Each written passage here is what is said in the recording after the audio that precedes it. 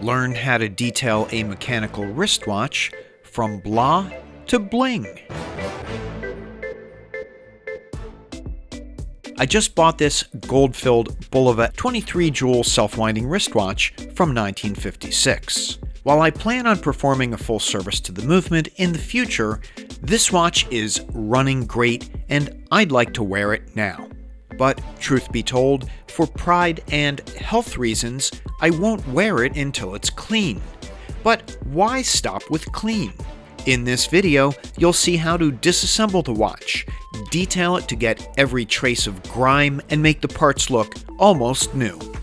I use some basic watchmaking tools and common supplies, which I've detailed in my Amazon storefront, link in the description below. If you have vintage watches that you want to keep or sell, then the tips in this video will help you make them look their best. We picked this up last night. I'm very excited about it. I really like the dial. And it does run. Everything looks pretty clean. Kind of cool Spidel bracelet. It's got like a wave pattern. Let's see if we can disengage said bracelet. Okay. All in all, the bracelet itself is really nice find. I like this.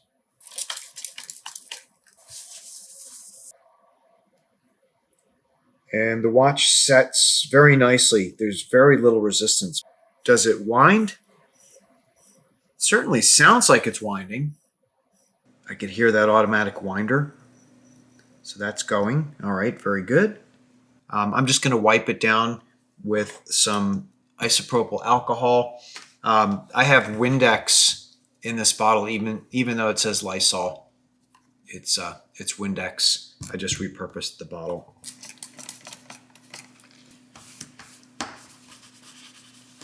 Overall, this was pretty clean. And when you pull it open, yes. Oh, yeah, there's definitely muck in there. I think I'll see if I could pop out the movement. This is one of the cleanest stainless steel backs that I've gotten on one of these bargain watches. It's a screw-off back. Actually, it's not a screw-off back. There's a stainless steel outer bezel here, and that ring holds down this stainless steel back plate.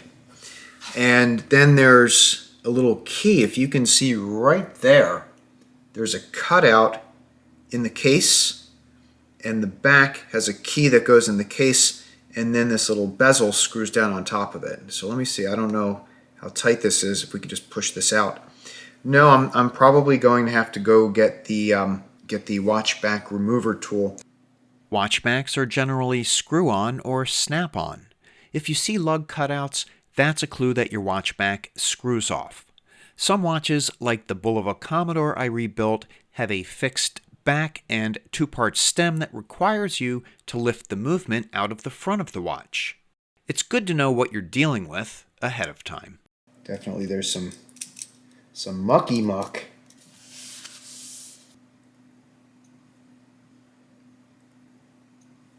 So here's a first look at the movement. Bulova USA, 23 joules, 6 adjustments. Almost all the watches that I've been taking apart say unadjusted. So this one says 6 adjustments. I want to find out, what are those 6 adjustments? Well, Mike, I'm glad you asked. 6 adjustments means the movement was regulated and tested for timekeeping accuracy under 6 specific conditions. Those conditions are listed along the edge of the rotor. Adjustments 1 and 2 are for heat and cold, ensuring that the watch keeps accurate time in a range of temperatures. Adjustment number 3 is for isochronism, a measure of the watch keeping consistent time whether the mainspring is fully wound up or wound down. And adjustments 4, 5, and 6 are the 3 positions or orientations that the watch is calibrated in: dial up, dial down, and 1 or more adjustments with the watch oriented crown up, crown down, crown left, or crown right. So now the question is that screw right down there, is that for the winding stem? Winding stems are generally held in place by a screw or a spring-loaded button. Releasing the winding stem lets you remove the movement from the case. Yes. Beautiful. Winding stem looks good. The crown can definitely use a little bit of polish. I'm just going to turn this a few turns clockwise just so we don't lose it. And it's winding in both directions. There's a ring. Come on. So this movement ring is a little bit more complex than I'm used to seeing. So that gasket, is it intact? Let's see. Interesting. Okay, so it's, come back here. So it's flat on this side, but it's upright on this side. So somewhere in the history of time, it looks like this gasket had a little bit flipped or a little bit squished. And is this a single piece, or does that waffly looking spring come out? Yep, it comes off, but right now it also looks very fragile, so I'm just going to hold off on pulling that off.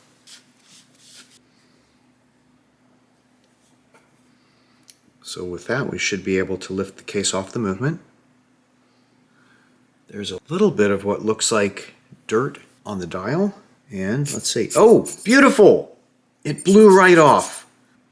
Let's put the movement someplace secure. With the movement safely out of the way, we can take a look at the crystal. And the crystal's not bad. Yeah, that will clean up. We can definitely PolyWatch that crystal. Any dirt seems to be kind of superficial. That green stuff, it just looked like muck. Probably biological in nature and not corroded metal. Coming right out. It looks like green crayon. Maybe the owner of this watch was a school teacher. And even though I'm just using relatively soft pegwood, I am trying to respect the threads. I don't want to burnish or bend any of those threads. And anything we can get off here before it goes into the ultrasonic cleaner, all the better.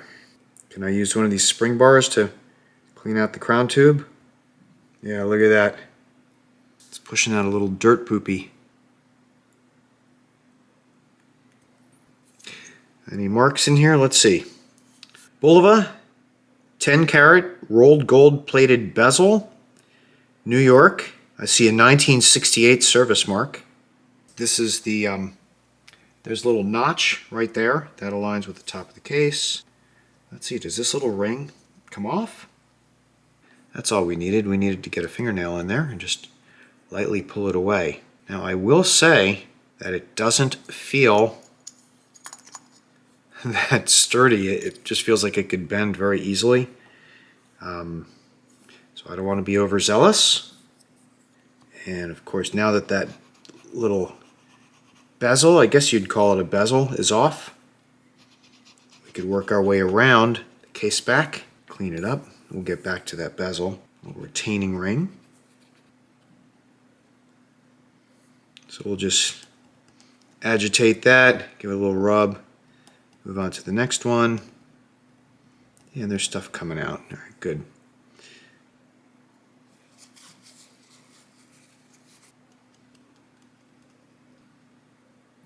And I'm just using the little point of this spring bar tool just to try to knock loose some of the dirt that got trapped in the little recess of the winding crown. One more step before we throw it in the ultrasonic. Take a clean piece of paper towel and just give it a little wipe down, because anything that we can get off now before the ultrasonic, we'll let the ultrasonic cleaner get in even deeper. Grab some wire. I like to wire these expansion bracelets into a loop so I can spread apart the links while they are in the ultrasonic cleaner. Don't need that much wire, just leave a little something to grip onto to untwist the wire. And now that this is in a nice loop, I can stretch it over this little jar. Okay, and we'll just use this to transport everything over to the ultrasonic cleaner. Say goodbye, dial and movement and hands. You haven't been without your case in a very long time. Since 1968. You stay right there, you'll be fine. Nothing fancy, I'm just going to use my small ultrasonic cleaner. Put in some hot water. We'll drop in this basket first. I'm going to add water just so it doesn't float. There we go. This is just regular dish wash up detergent. Ooh, nice and warm. Various parts go in other places. We'll give it a couple of 3-minute cycles. That looks like progress. How are we looking? Yeah, I think we're looking pretty good. Oh, I hope the camera can see that. That's beautiful. And some fresh water.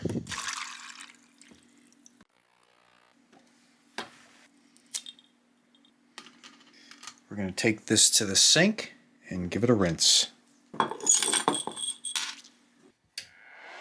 I use a warm air blower designed for drying fingernail polish to dry my watch parts, which avoids water spots and evaporates moisture that could be hiding in crevices. Beautiful.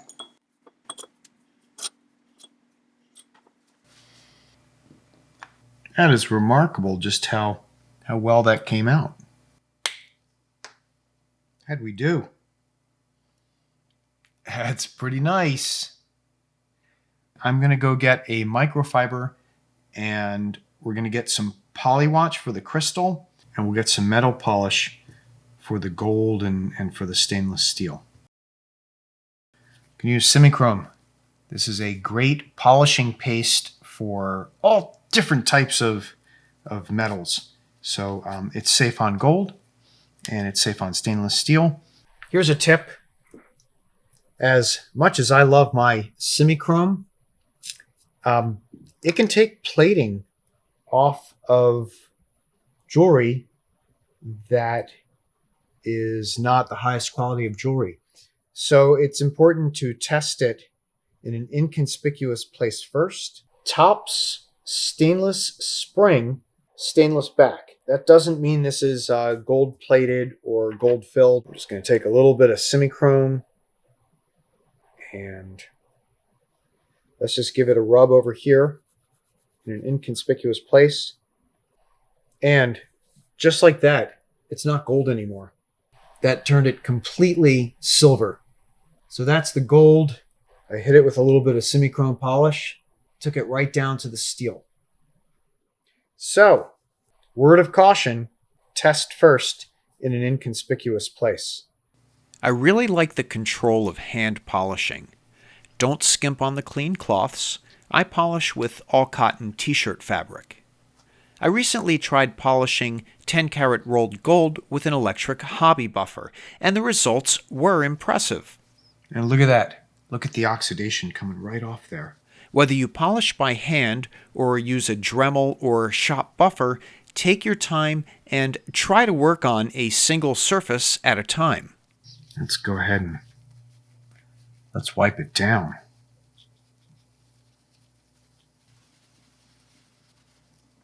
Oh yeah, look at that shine.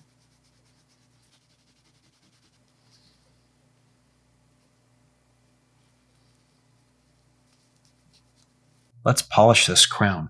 To safely hold the crown, I'll secure the winding stem in a pin vise. Okay, that way we could get a good grip on it. And look at all that tarnish that's coming off. Now the reason I'm going in just one direction is because if you go in the other direction, the crown unscrews. And I'm getting my fingernail behind the crown, so I want to remove any polish from behind it. And there you go. Try to spread out the links a little bit.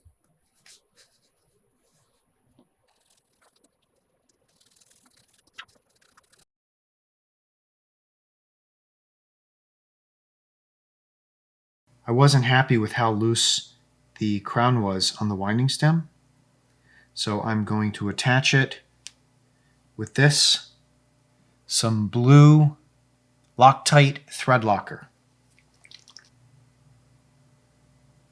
Just a drop. Dip the threaded end in, only as far as the threads.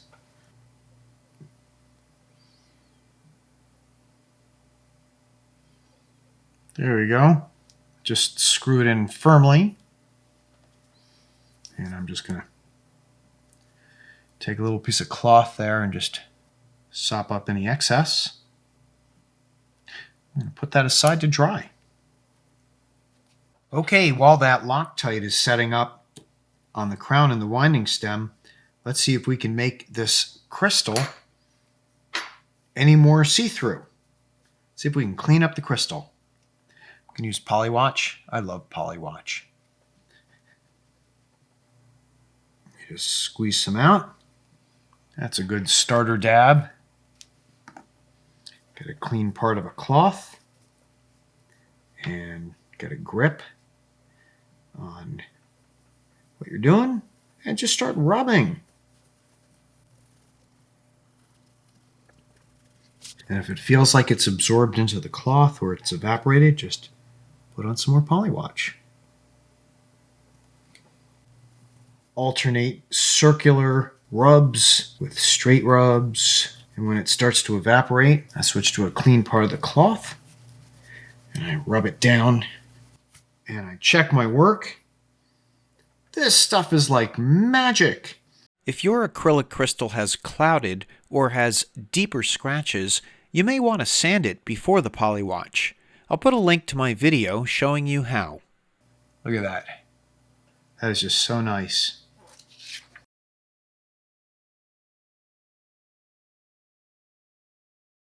Okay. We want to give a very, very gentle cleaning to the dial. So we're just going to do it with air. If you see any dirt on the dial, I have just no solvent. I'm basically just dusting here. If you have stubborn marks on the dial, you can lightly wet your swab with distilled water, but that's as aggressive as I'm comfortable going at this stage of my watchmaking. Now those marks are not going to be seen because they're going to be covered by the case. So again, very, very carefully. There really isn't any debris on the hands, so there we go. And let's put this back together.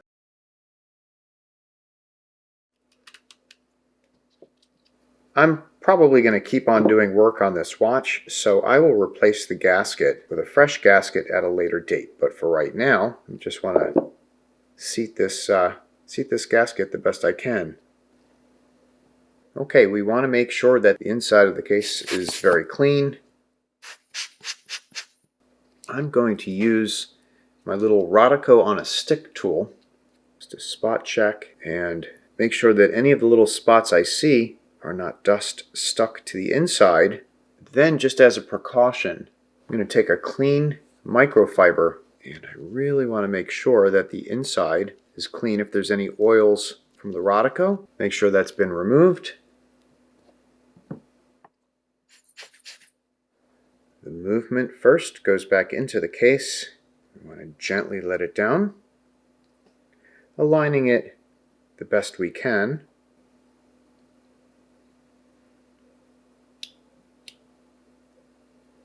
Okay, there's the movement spacer ring, and that has a cutout for the crown.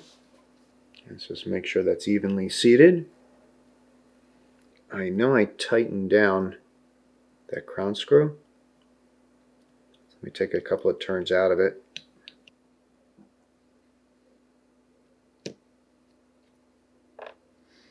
I'm going to use this opportunity, put just a little bit of lubricant on this stem. When I do a complete service on the movement, I'll take every component apart, clean them, and then relubricate all the friction points in the watch.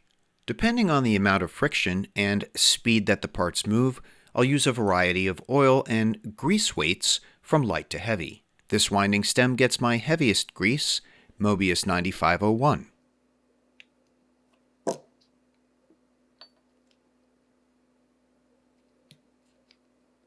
We have our positions.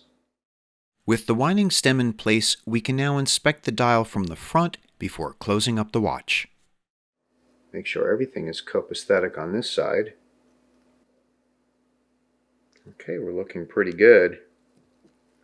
Let's keep going. Remember that little keyed tab there? That tab goes into the key on the case. And finally, there is the threaded collar that holds on the back. And I'm just going to use fingertip pressure to make sure that it's threaded. Now, if this didn't have the collar, then I would snug it on with the ball and just give it a little twist. But this does have the collar, so I'm just going to use this very simple back closing tool, and very gently just give it a little fingertip turn. Actually, I got some pretty good action on that. Okay, until I feel it just snug down, but not too tight. So let's see, how did we do?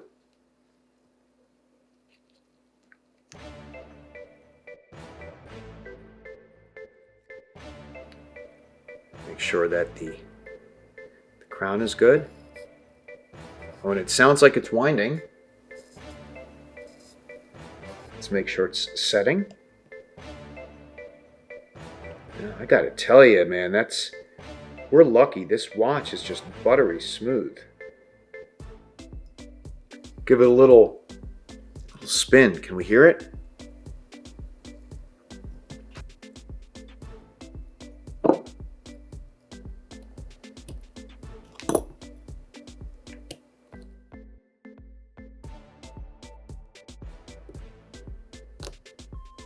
There we go. Ready for the reveal?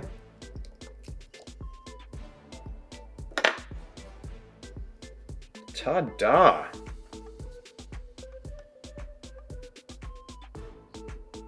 Oh, and wow. Look at it gleam. Very nice. Even though this watch didn't look bad when we started, I think now it looks fantastic. Whether you're selling watches or want your collection to look its best, I hope the tips in this video inspire you to bring your watch detailing skills to the next level. I've been getting compliments on this watch with the gold bracelet and with its new leather band. I hope you have as much fun with your watches as I had making this video. I'm Mike, thanks for joining me, and I look forward to our next time together.